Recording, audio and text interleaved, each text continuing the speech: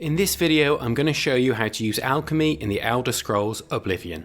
This guide's aimed at the beginner level and it's going to cover the benefits of Alchemy, how to actually make potions, how to level your skills, as well as providing some tips on how to easily locate ingredients to level your Alchemy as quickly as possible at the end of the video. So why bother with Alchemy in the first place? Well, the potions provided can actually have a massive impact on gameplay, providing a whole range of buffs to your character as well as substantial health and magicka restoration. And there's even some quite powerful damaging effects that can be used on your enemies. This is all particularly useful if you want to play at the higher difficulty levels, where your character's performance really starts to matter. So let's start with how to actually make potions. It's a pretty simple process. You just need to locate a pestle and mortar, which can actually be done as early as the tutorial in the Imperial Sewers, and then you just need to right click it in your inventory. This will open up the alchemy window. You can then select ingredients that you wish to combine in order to make a potion. As a minimum, you must select 2 ingredients that share this same property in order to create a potion. Ingredients can have up to 4 properties, but as a low-level alchemist, you'll only be able to see 1 of them. More on that later. The remaster has actually added a really helpful filter that makes finding ingredients that share properties a lot easier, as you can see here. Before you commit to creating the potion, you'll be given a preview of the effects of that potion, which will be based on the ingredients that you're using. To discover different potions, you could just experiment with the ingredients yourself and work out which combinations will yield which potions. Or you could alternatively look at an alchemy calculator, such as the one provided by UESP, the unofficial Elder Scrolls pages. This calculator is going to give you the outcome of any combination of ingredients. To find it, you can just Google UESP Alchemy Calculator, and I'm pretty sure there's probably other calculators out there as well.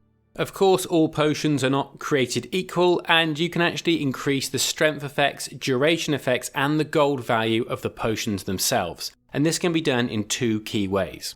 Firstly, you can use special apparatus, and secondly, you can increase your alchemy skill level. Let's take a look at both, starting with the apparatus. Oh, and do let me know in the comments how many Americans I just triggered by using the British pronunciation of apparatus. In total, there are 4 different pieces of apparatus or apparatus in-game that can enhance your alchemy. We actually already mentioned the first one, the mortar and pestle, which, as well as being the basic apparatus that allows you to use alchemy at all, it also offers an increase to your alchemy skill. Secondly, you have the retort, which you can add to increase the magnitude of all positive effects and the durations of every potion you create. Thirdly, you have the calcinator, which increases the magnitude and duration of all positive and negative effects of the potions you create. And finally, you can add an alembic, which decreases the magnitude and duration of all negative effects. Using multiple apparatus is very simple. You just have to have them in your inventory, and you'll know if they're working because you'll see them appear in the alchemy window when you open it. It's also worth noting that all 4 pieces of equipment can be used together to combine their effects. Adding both a retort and calcinator is going to maximise the strength and duration of all positive effects, and adding an alembic will allow you to reduce the negative effects that have been further enhanced by the calcinator. The degree to which any apparatus improves your potions depends on its level. There are actually 5 different levels of apparatus that you can either purchase from a vendor or find when you're out exploring, for example, in a dungeon. These levels are novice, apprentice, journeyman, expert, and master. It's actually the level of your character, not the level of your alchemy skill, that's going to dictate the level of apparatus available to you from both vendors and via exploration. To get yourself started, as we already mentioned, you can actually loot a novice pestle and mortar in the sewers during the tutorial, and you can very quickly expand to having a full set of novice apparatus by going to Cloud Ruler Temple and becoming a member of the Blades. Once you've joined the Blades, you'll be able to freely loot the equipment found in Cloud Ruler Temple, or alternatively, you could just steal it. Don't get caught though.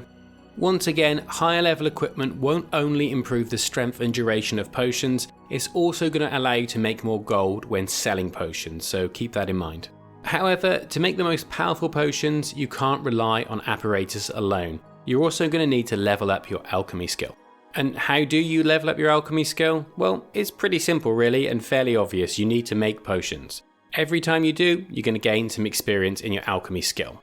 Additionally, you can also eat ingredients for a smaller experience boost to your alchemy skill. And this also has the benefit of providing buffs to your character that are going to differ depending on the non-food ingredient that you consume. As your alchemy skill increases, you'll work through the skill ranks of novice, apprentice, journeyman, expert, and master, and as you do so you'll gain a number of benefits from your increased skill.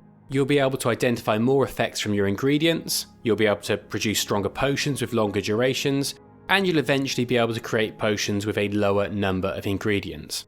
This can be a pretty good one for making gold. Again, you'll see I've put the levels on screen and you can pause to review if you want to. In order to level your alchemy, you are of course going to need a lot of ingredients, so I'll finish the video with some tips on where to find them. Ingredients can be found all over the world in Oblivion, and unlike in many other games, you won't only be using herbs for alchemy. You can throw all kinds of ingredients into your potions, including food. So a good general tip is just to loot every ingredient you come across in your travels.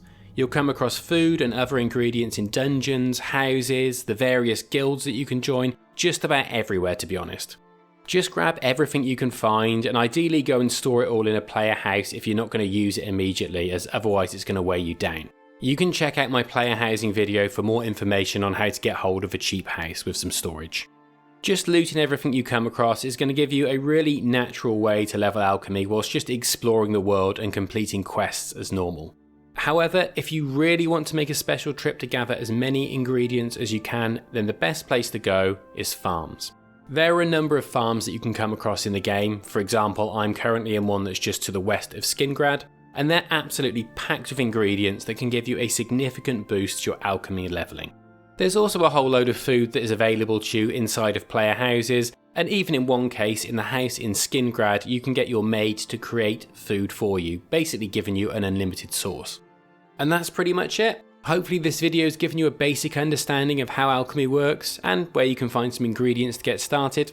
I've got a whole bunch of other Oblivion guides on my channel, so if that's something you're interested in, then maybe consider subscribing, and I'll see you in the next one.